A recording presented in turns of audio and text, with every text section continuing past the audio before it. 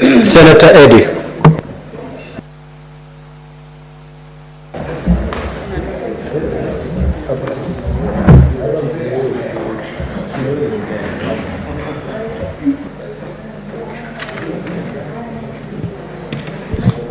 Mr. Speaker, this House must learn to be angry. And this House must learn to be angry enough. Because this House has been elected directly to represent the people of Kenya.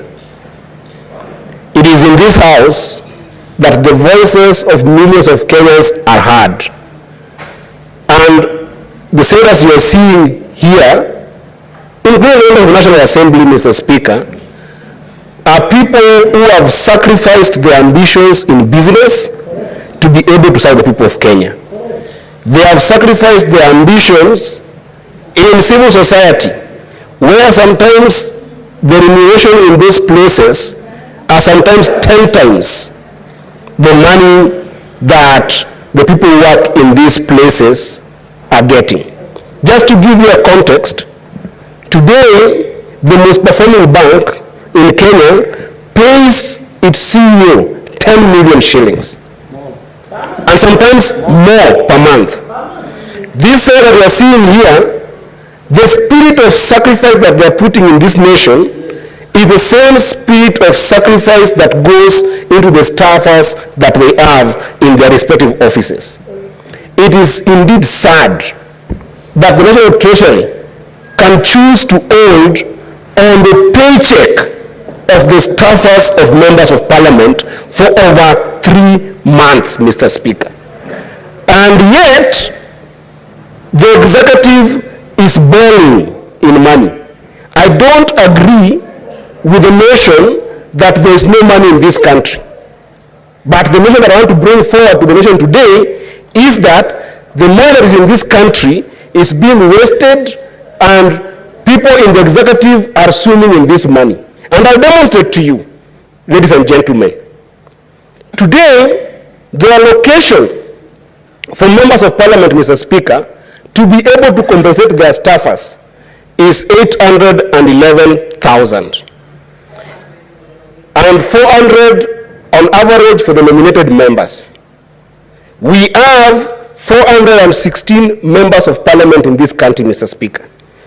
If you do the math, Mr. Speaker, the National Assembly and the Senate only needs about 337 million per month to take care of their staff.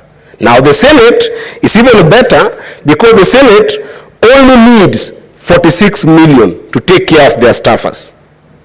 For now, 2 months going, we need about 674 million in both houses and just about 80 million for the Senate. Now, Mr. Speaker, last month, our staffers went without money. The executive told the nation that we are going to a holiday that the entire country went to, and the executive allocated money to be able to plant 150 million trees. This is not me saying, this is the government spokesman saying. These 150 million trees, Mr. Speaker, were procured at 50 shillings per seedling. If you do the math, you get that on that day alone, the executive spent 7.5 billion on trees, and our staffers don't have money. And our staffers don't have money. The other day, Mr. Speaker, we saw the executive sending a battalion of climate change experts who did not even plant trees themselves. We had over 700 people going to Dubai. And out of those 700 people, 400 of them were... What is the point of order, Senator Metro? I'm on a point of order. We are on a point of order, Mr. Speaker. I'm on a point of order. Conclude, Senator Eddy. I'm on a point of order. The senator is on a point of order, and certainly you cannot. Mr. Speaker, you can crunch your numbers, and let me tell you, fellow senators. If you have fellow senators, let me tell you. Honorable Eddy, If you would wish to inform the Honorable Senator with the correct information, certainly. Yeah. Do you have information to Senator Eddy?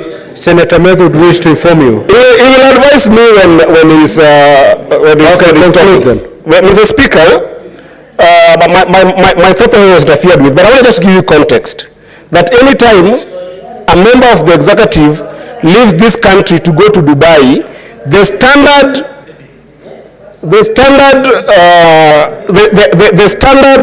per diem that is given to those members is $877. If you do the math, it's 131,000 if you use the rate of 151 which you're currently using.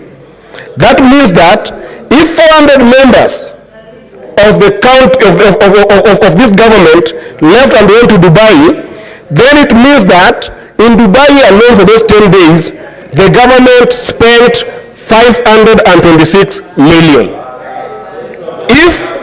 If we spend 556 Honorable Senators, order. You know, Senator Eddy, kindly proceed to conclude your contributions. Proceed to conclude, please. Mr. Speaker, Honorable Senators. Mr. Speaker, you must protect me. And I want to advise fellow senators. You cannot, Honorable Senators. You will not say that your money is stuck with the executive, and at the same time, you do not want to face the executive.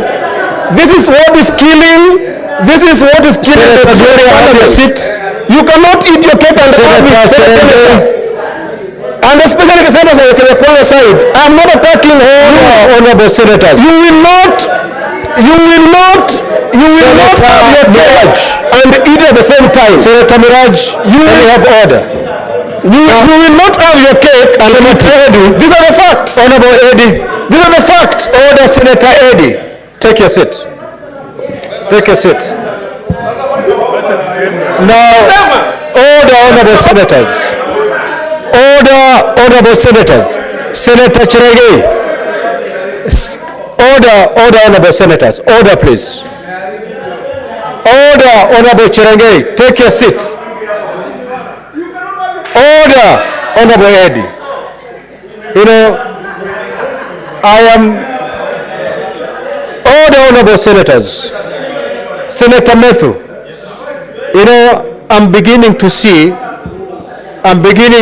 and to understand why, as a Senate, you can never hold together to gain anything. If there is a moment I expected this Senate to speak with one voice, that moment was now. But if this is the way you're going to be transacting your business, you can forget it. You're so disjointed, divided. You don't come together to push for any common agenda. And therefore, honorable senators, I have given you enough time to ventilate on this matter. I've heard you. I have heard you. You have lamented enough. I have received and heard the two divergent views because it's not one view. Clearly on this matter, you don't have a common position. And therefore, we have noted this. Order, honorable senators. That point of order has already been concluded. We will take it up administratively. I'm aware that the disbursement for October to date has not been done. I'm aware that the Senate oversight has been processed. It's lying in Treasury. Honorable senators, let us proceed with the business of the day. I will take it up as your speaker to make sure that these disbursements. Order, honorable senators. Order.